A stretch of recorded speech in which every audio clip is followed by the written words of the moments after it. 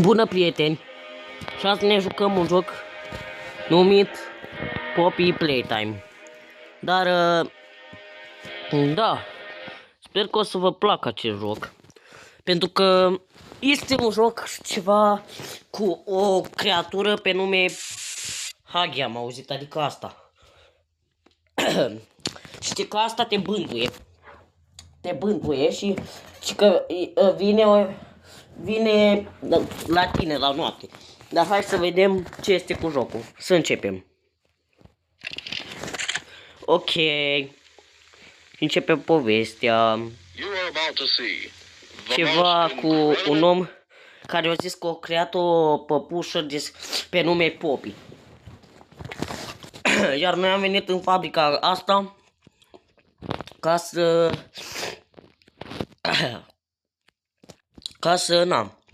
să ajungem. Mamă, ce tare e aici. Dar oare ce trebuie să... cred că trebuie să mă uit la trenul ăsta sau verde, roz, galben și roșu. Că am văzut acolo un cod în partea aia. Deci verde, roz, galben și roșu. Ar fi verde, roz, galben și roșu. Da? Bro, chiar ăsta a fost. Ușa, aici e o casetă și cred că o punem aici. Și mi-a dat ceva. Bro, e playtime. Ok, și zice că ne dă un grepec. Și după ce ne punem pe noi, ne strânge de aici, de pe coastă. Și pe aceea noi când îl punem în mână, cred că se face ceva și noi putem să tragem cu chestia asta, cu mâinile astea. Da, e foarte fain. Văd aici. Deci chiar se merită mâinile astea. Dacă nu le aveți. Chiar se merită. Și aici avem ceva, trebuie să facem puzzle cu chestia asta, cu mâinile astea, cred că. Thank you. Să folosim cu spon... What's the time? Playtime. Da, ca orice om. What's the time? Playtime. Și ce se întâmplă? Ne dă de aici? Da, bro, se deschide ușa asta. Și? Oh! Bro, aș putea să facem orice cu mâna asta. Voi vedeți, uite o leacă. Și cumva noi trebuie să deschidem asta, nu? Da, cam așa ar fi. Ok. Foarte tare jocul. Dar azi cred că o să lansez 2 chaptere. Cred. Auleu. Power. Bă, asta e chestia asta. Bă, deci ăsta cred că este o creatură. Bă, nu știu ce creatură e asta, dar cred că nimeni nu vrea să știe. Sincer, acum cred că nimeni nu vrea să știe ce creatură e aia. Bro, Bro, ce bug am găsit. Am găsit un bug, băieți.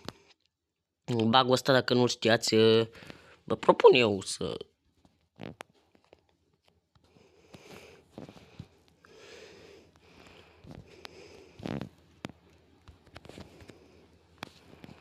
Stați o leacă, că cred că trebuie să dăm asta jos mai întâi. Da, asta era problema.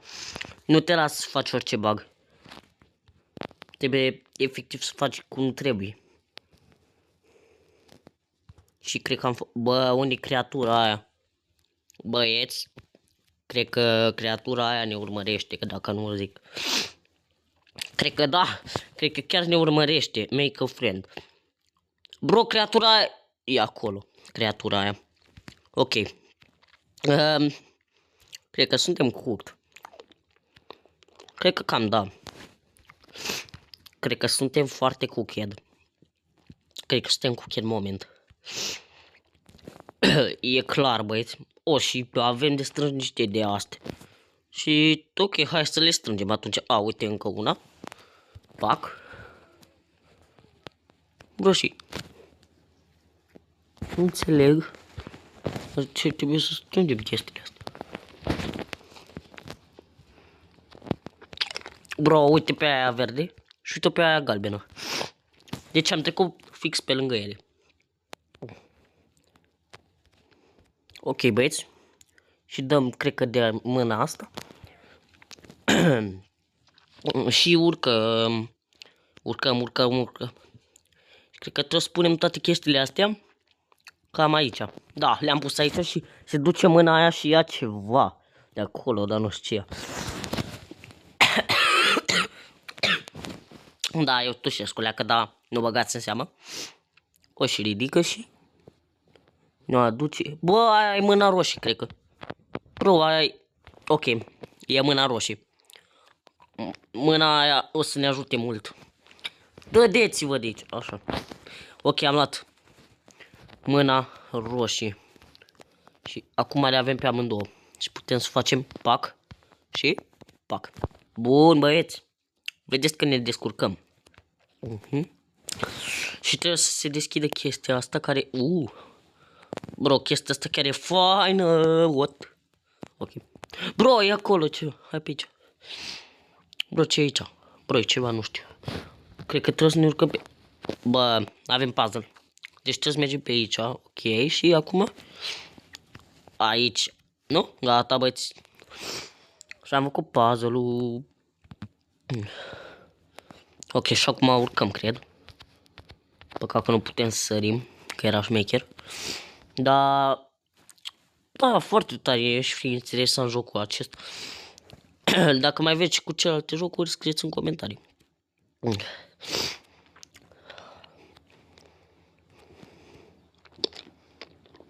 Bro, cred că o să fac azi și cu chapter 2, băieți.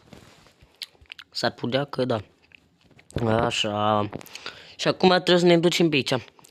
Chapter 3, sincer, nu știu când o să-l fac, dar... Că am auzit că sunt vreo 5 chaptere, băieți. Adică au muncit băieți noștri. Au muncit băieți. Ok. Și aici vă arăt eu o șmecherie dacă nu știați. Dacă sunteți așa mai începători. Luați de aici. Așa eu, că am jucat prima dată, nu știam că să face puzzle-ul ăsta. Dar acum știu și... Pac. L-a spus și... ce căzătură. Magnific. Ok, băieți. S-a dat curentul și trebuie să dăm de manete. Una. Bro. E să le pierde. Două. Trei. Ok, și acum... Bro, cred că aici ați făcut jucărica. Acum am înțeles. Și cumva astea cred că ți le toca, să nu știu. Nu? Sau care era ideea? A, se deschidau și... Bro, le mânca. Așa se făcea jucăria, nu? Bă, ce mai e pe aici?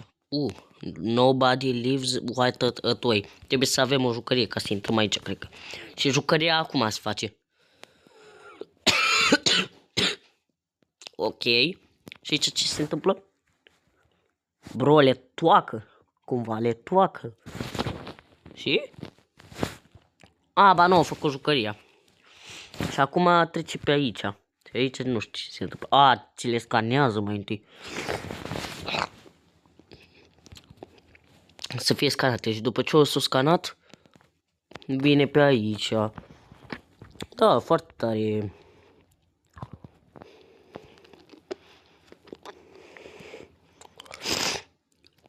Acest element. Ce să zic? Și bam, o luăm? Da, am luat-o. Iar acum cred că o punem aici. Da, aici au zis. Și ne-o scanează. Ok, scan complet. Și aici ce e? Bro, e Huggy. Bro, e creatura aia care... Cred că am văzut că se numește Huggy Wuggy. Creatura aia. Da, acolo când am uitat. Bă, dar vine după noi. Bă, deci ne urmărește creatura asta. Picea. Bine, bă. Bă, vine. Bro, bine că știu ceva. Și? Bă, cazică. Bă, dar de ce vine după noi această creatură drăguță? Ce drăguță, bă, că nu-i drăguță. Bă. Hai că am venit pe aici.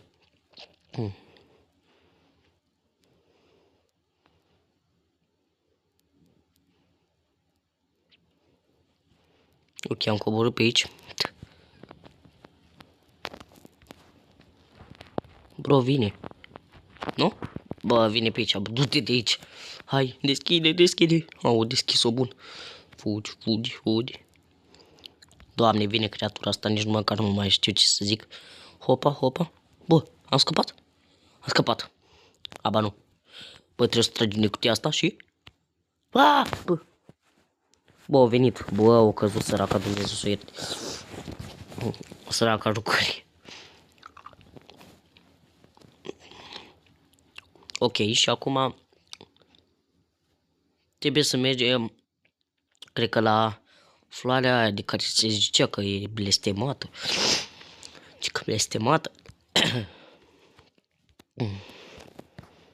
Ok, băieți. E blestemat. Locul ăsta e cel mai ciudat loc pe care l-am văzut într-o casă de păpus. Suntem aici, bă, ce se întâmplă, bă, băieții? Da, e cel mai ciudat loc. Dar... Na, se putea să fie și mai ciudat. Bă! S-a trezit păpușa aia pe care o cheamă Poppy. Bă, și că i-am deschis case-ul. Și?